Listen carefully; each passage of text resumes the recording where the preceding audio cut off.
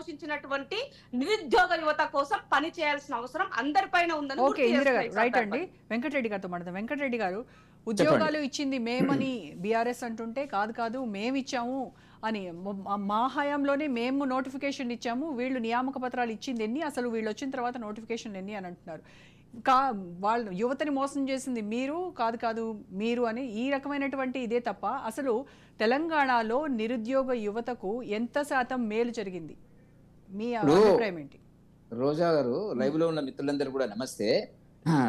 BRS Congress మేమంటే మేము, మీరు అన్నట్టుగా మేము ఇచ్చాము నోటిఫికేషన్లు, ఇప్పుడు వాళ్ళు పూర్తి చేస్తున్నారు అనేటువంటి ఒక చర్చ గత కొంతకాలం నుంచి జరుగుతున్నటువంటి మాట వాస్తవం.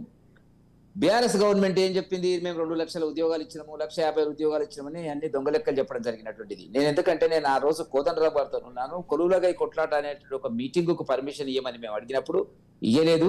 నేనే హైకోర్టుకు పార్టీ తరఫున మూవ్ చేశాను. తర్వాత కోర్టు పర్మిషన్ ఇచ్చిన తర్వాత ఆ మీటింగ్ ఎట్లా రసాభాస రకరకాలుగా జరిగినటువంటిది, కోదండరామ్ గారిని అరెస్ట్ చేసినటువంటిది అర్ధరాత్రి, ఇవన్నీ కూడా చరిత్రలో. మా దృష్టిలో 75,000 నుంచి 80,000 ఉద్యోగాలు మాత్రమే వాళ్ళు ఇచ్చారు తప్ప వాళ్ళ లెక్కలన్నీ దొంగ లెక్కలు, తప్పుడు సంకేతాలు, తప్పుడు సమాచారం అనేటువంటిది మాత్రం చాలా స్పష్టంగా తెలుసు బీఆర్ఎస్ గవర్నమెంట్ లో. అయితే ఎన్నికలు వచ్చినప్పుడు, మొన్న ఎన్నికలు వచ్చినప్పుడు ఇక తప్పదు అనుకున్నప్పుడు ఏం చేసినారంటే కొన్ని నోటిఫికేషన్లు ఇచ్చినారు. నోటిఫికేషన్లు ఇచ్చేటువంటి దాంట్లో పెద్ద కుట్ర ఏంటంటే, వాళ్ళు నోటిఫికేషన్లు అయితే ఇద్దాము, మళ్ళీ మనమే వస్తాము, అప్పుడు చూద్దాంలే వీటిని అంటే 10 సంవత్సరాల లోపల చేయవలసినటువంటి కార్యక్రమాలను చేయకుండా చివరికి ఎన్నికల ముందు యువకుల్లో వచ్చినటువంటి అసంతృప్తిని గమనించి నోటిఫికేషన్లు ఇచ్చిన మాట వాస్తవం. దాంట్లో వాళ్ళు ఫిలప్ చేస్తున్నారా లేదా అంటే నా దృష్టిలో అయితే చేసేవాళ్ళు కాదు, డ్రాగన్ చేస్తారు.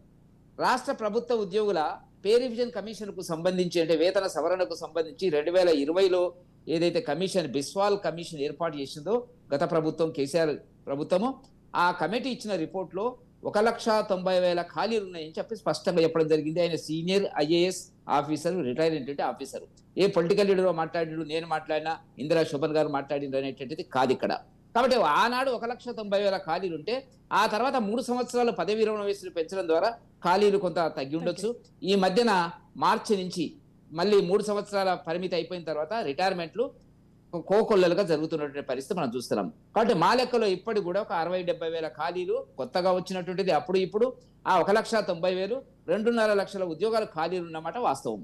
ఇది గమనించే బహుశా కాంగ్రెస్ వాళ్ళు చెప్పుంటారు ఏంటంటే, పేజీ వాళ్ళ మేనిఫెస్టోలో, మేడం మేనిఫెస్టో 42 పేజీల మేనిఫెస్టో ఏదైతే మనకు కనపడుతున్నటువంటిదో, దీంట్లో 42వ పేజీలో రాసినారు వాళ్ళు ఏంటంటే, కాంగ్రెస్ పార్టీ మేనిఫెస్టో ఉద్యోగస్తులకు, నిరుద్యోగులకు.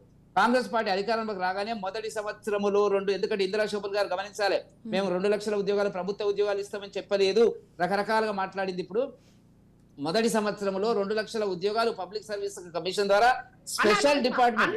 ఒక సెకండ్, మీరు రాంగ్ ఇంటరప్ట్ చేశారు. నేను 2 లక్షల ఉద్యోగాలు ఇస్తామని చెప్పాము, కానీ అవి ప్రభుత్వ పరమైనయా ప్రైవేట్ పరమైనయా మీకు ఎక్కడా కూడా అది చెయ్యలేదు అని మాత్రమే చెప్పారు. అదే సమాధానం చెప్తున్నా తల్లి. మొదటి సంవత్సరంలో 2 లక్షల ఉద్యోగాలు పబ్లిక్ సర్వీస్ కమిషన్ ద్వారా స్పెషల్ డిపార్ట్మెంట్ నియామకాల మిషన్ ద్వారా చేపడతాం అన్నప్పుడు ఇవి ప్రభుత్వ ఉద్యోగాలు అయితే తప్ప మీరు అన్నట్టుగా ప్రైవేట్ ఉద్యోగాలు కావు తల్లి, మీరు గుర్తుపెట్టుకోండి. మీరు చెప్పినట్ల పబ్లిక్ సర్వీస్ కమిషన్ డిపార్ట్మెంట్ ద్వారా జరిగేటువంటిది ప్రభుత్వంలో జరుగుతాయి. కాబట్టి మీరు 2 లక్షల ఉద్యోగాలు మేనిఫెస్టో బైబిల్, మేనిఫెస్టో గురించి రేవంత్ రెడ్డి గారు మాట తప్పని మడమ తిప్పని అనేటువంటిది గతంలో కేసీఆర్ మాట్లాడిందే అదే పద్ధతిలో మాట్లాడుతున్నాడు కదా. 2 లక్షల ఉద్యోగాలు 1 సంవత్సరంలో ఇస్తామన్న వాళ్ళు మీరు ఇలా 55,000 ఉద్యోగాలు ఇచ్చినమని మీ లెక్కలో మీరు చెప్తున్నటువంటిది. మీరు ఇంతవరకు ఏ మాట కామాట చెప్పాలంటే ఒక్క నోటిఫికేషన్ కూడా కొత్త ఇయ్యలే. టీచర్లకు డిఎస్సికి సంబంధించి మీరు ఒక 5,000 ఉద్యోగాలు యాడ్ చేసినారు. ఇంతవరకు మీరు ఇచ్చినటువంటి షెడ్యూల్లో మనం చూసిన జరిగితే గ్రూప్ 1 నియామకాలు 1, 2, 24 అని ఇచ్చినారు. అది ఇంతవరకు రిజల్ట్స్ రాలే. నాకున్న సమాచారం మేరకు దాని మీద ఇప్పుడు 15 కేసులు ఉన్నాయి, సుప్రీంకోర్టులో కేసులు ఉన్నాయి, ఇవాళ కూడా హైకోర్టులో ఒక కేసు పడ్డది. గ్రూప్ 2 నియామకాలు ఇప్పుడు డిసెంబర్లో ఎగ్జామ్స్ అయితే అని మీరు చెప్తున్నారు.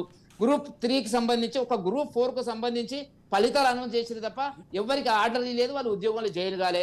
ఆర్డర్లు ఫలితాలు ఇవ్వడం కాదు కదా, జాయిన్ అయినప్పుడు వాళ్ళు జీతం తీసుకున్నప్పుడు అది వచ్చినటువంటిది. కాబట్టి అసిస్టెంట్ ఎగ్జిక్యూటివ్ 1/5/24 ఫేజ్ 1 అన్నారు, అతి లేదు గతి లేదు. నేను చెప్పదలుచుకున్నది ఇప్పుడు 13 అంశాలు చెప్పినారు రోజా గారు వాళ్ళు.